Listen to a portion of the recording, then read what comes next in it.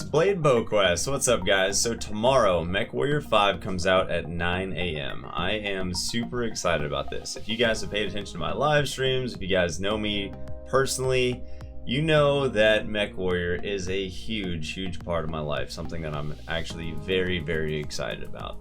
So I started playing MechWarrior4 Mercenaries back in, I don't know, 2000 or 2002. I was 27 the year the FedCom Civil War reached the boiling point. The media saw us as young gods, lords of war, striding the battlefield in our engines of destruction. I think it came out something like that.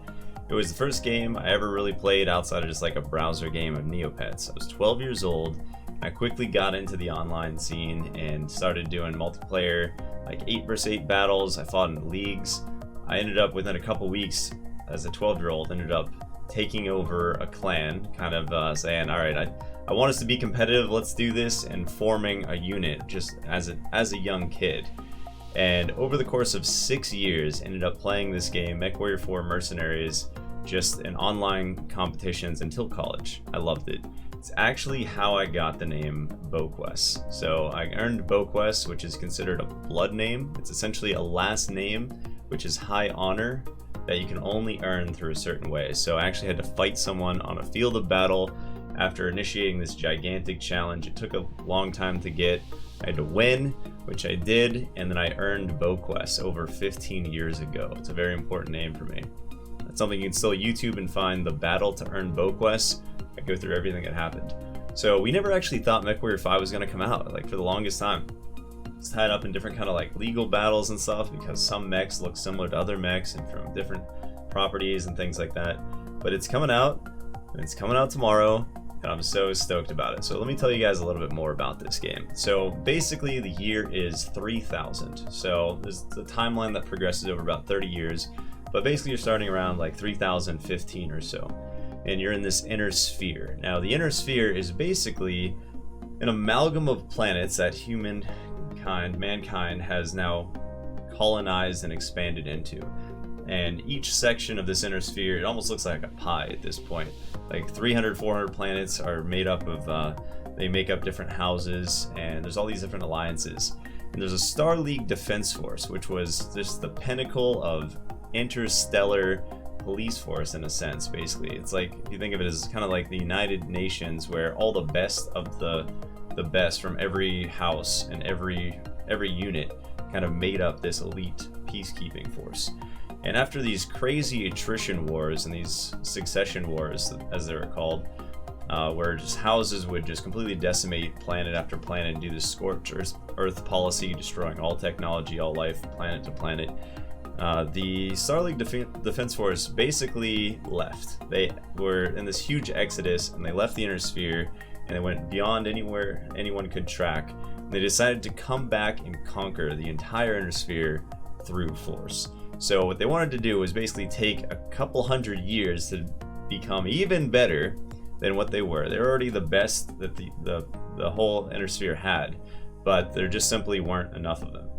So the scientists actually worked through genetic engineering. They would take the best genes from the previous generation and make 20 or 30 of these cadets, essentially, through iron wombs. And these were called sibcos, so sibling companies, essentially, as part of the clans.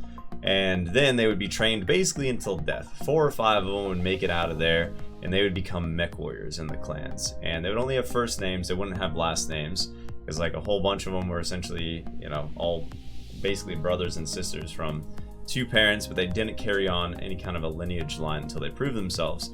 They each had a codex, which kind of documented how they fought in battle. Now, what they would pilot were mechs. These battle mechs were pretty much between 20 tons up to around 100 tons. And they would be kind of humanoid, and they'd be mounted with lasers and autocannons and missiles and all the different sorts of things like this, that then they would go out and pilot and defeat their opponents. Well, with the mech warriors and the clans, essentially, if they ended up winning a trial of blood right, they were then able to get a blood name. Now, even though there are millions of people in these clans, and I know I'm going to nerd out pretty hard on this stuff because I've cared about it for a really long time, read a couple books about MechWarrior, like I said, got my name, so I wanted to share this excitement with you guys, even if you don't care about it. I really love it. Anyway, so Boques, for example, is one of the blood names in one of the clans. So if, for instance, a Boques blood name holder would die, there could only be up to 25 that could hold a blood name at any one time. So the other 24 would then nominate the best mech warrior in the clan, that each blood name holder would sponsor someone to be a part of this trial of blood right. Which, now that I think about it, sounds kind of ritualistic and is not like that. It's a tournament, it's through combat, and then you earn a last name, is basically how that goes. And they would have, like, for the 25th slot, essentially, they'd have a grand melee where hundreds would battle, either with mechs or hand-to-hand. The rules varied just a little bit. And then, at the end, the winner would be named Boques, for example. Now for me, I had to go through a mini tournament, basically, similar to the actual BattleTech lore in order to earn Boques, and like I said, you can look up the video and stuff. But those would be how you would get a blood name as a clan warrior. And then getting blood named would basically mean that you could, your genes would be passed on to the next generation. You were assured kind of like longevity in the clan, and that was the whole mission of these clansmen. Anyway, so they were genetically engineered. The scientists were creating longer range weapons that produce more heat but typically be more damage. All their chassis were just better. The battle mechs were better. They had these omni-fitted weapons where something could be a laser or it could be a missile, where the inner sphere technology typically was very rigid, not nearly as fluid in a lot of different ways. So clans had superior technology, they had superior warriors, they had superior mech techs, they had everything. And they basically did this for like 260 some years. And they came back into the inner sphere. They attacked in force, and basically like one planet after another fell. They just landed with minimal people essentially, but they were so much better than all of the pilots in the inner sphere, because you started off with the Star League Defense Force, generations after that, insane training. They come back and they're just basically carving out the inner sphere. It looks like, yeah, if you have your inner sphere with a whole bunch of houses and different things, like the top half of it was just clan technology, just lines of clan occupied planets, and they were just eaten through the inner sphere forces. So we have MechWarrior4 basically set a few decades before the clan's return to the inner sphere. So MechWarrior4, we're going to be in charge of a small mercenary unit. So we'll have like some pretty bad mechs. They're going to be beaten up. We're going to have to manage our sea bills. That's the currency. We'll be taking contracts. Depending on how you actually fight, it's going to change the kind of salvage that you get. So if you can get a headshot on a mech, you're going to be able to probably salvage most of that.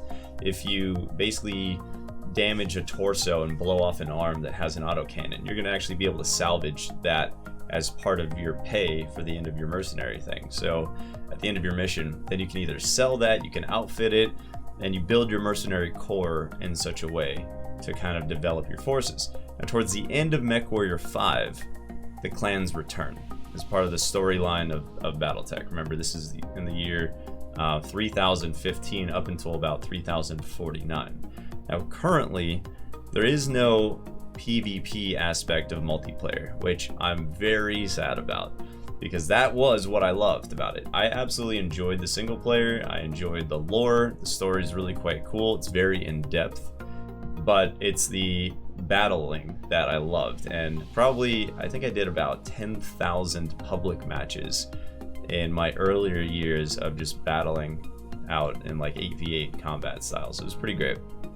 I fought in War Online, I fought on MechWarrior leagues, I fought in MechWarrior Arena, and then Net BattleTech.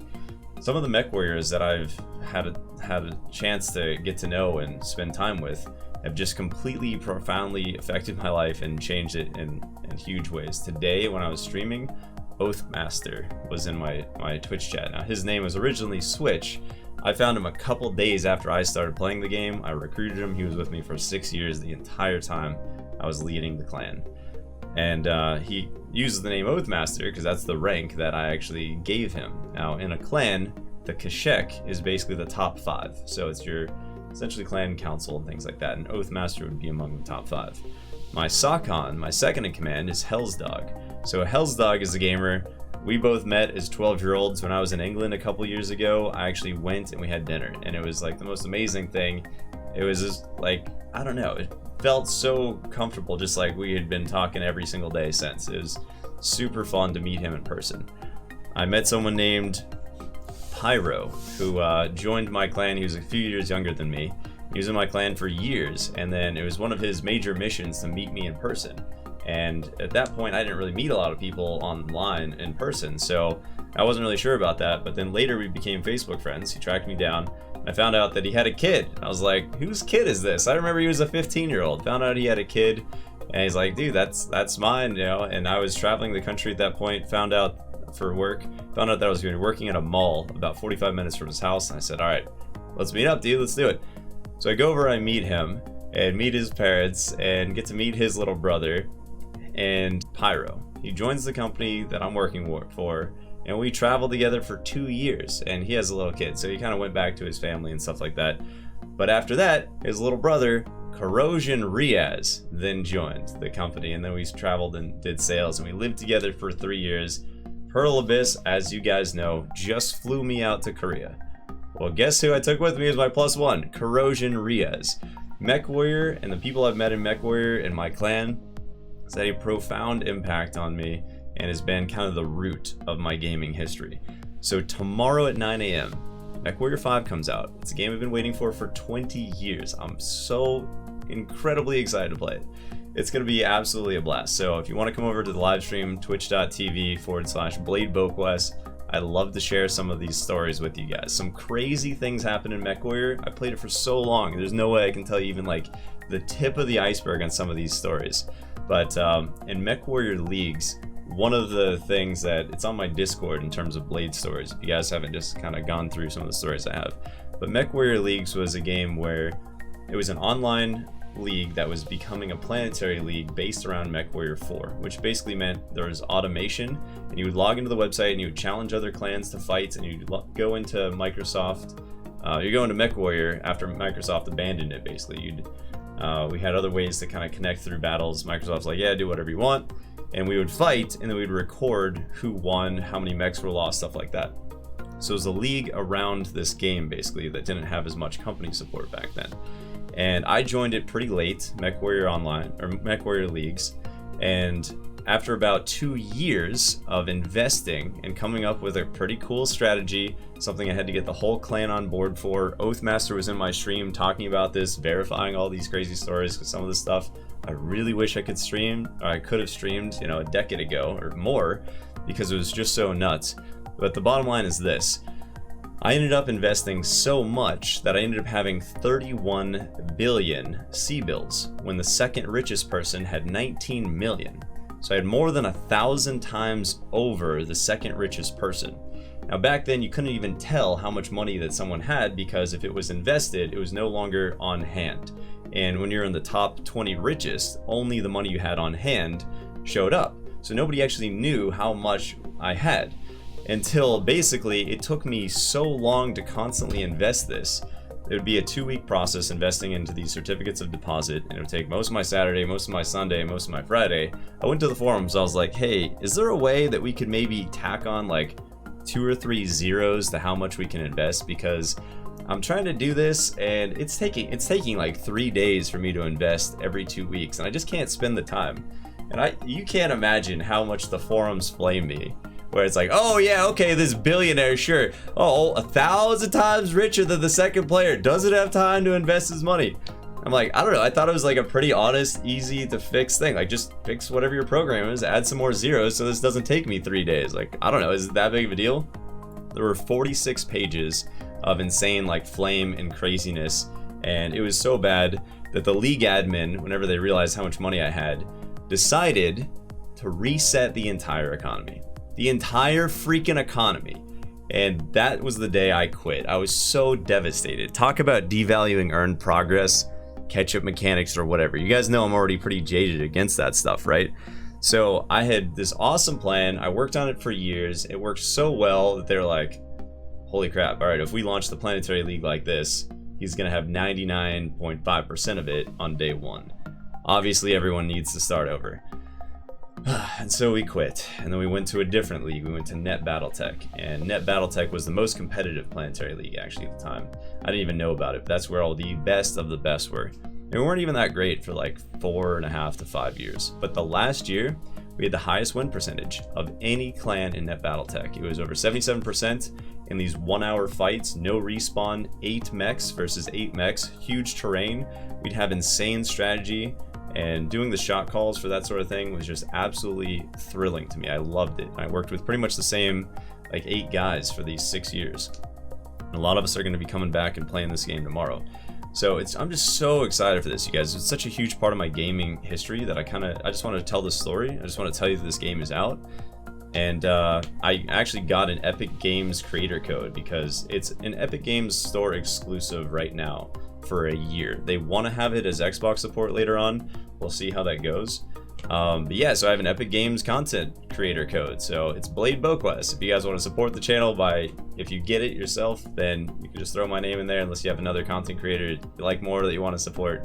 But I got that. I'm pretty excited that that's going. I actually worked on new sound bites. An excellent shot. Well, he gets to add another notch on his mech for that one.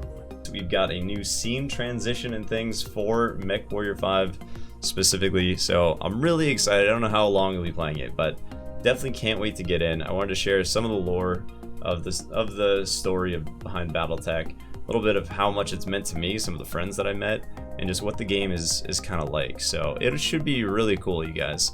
It should be really cool, and I hope you at least take a look at it. I'm not gonna change the YouTube channel completely so it's like only MechWarrior from now on or anything like that. I still probably have about 5 to 10 Black Desert money guides that are coming out towards the end of this year and into the beginning of next year. So don't panic, but this is a super exciting thing for me and I wanted to share it with you guys.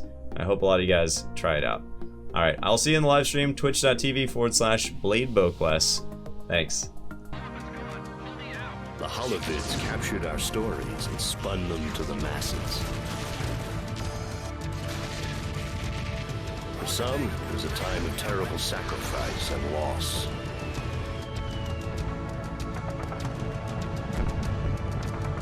For others, it was a time of great opportunity.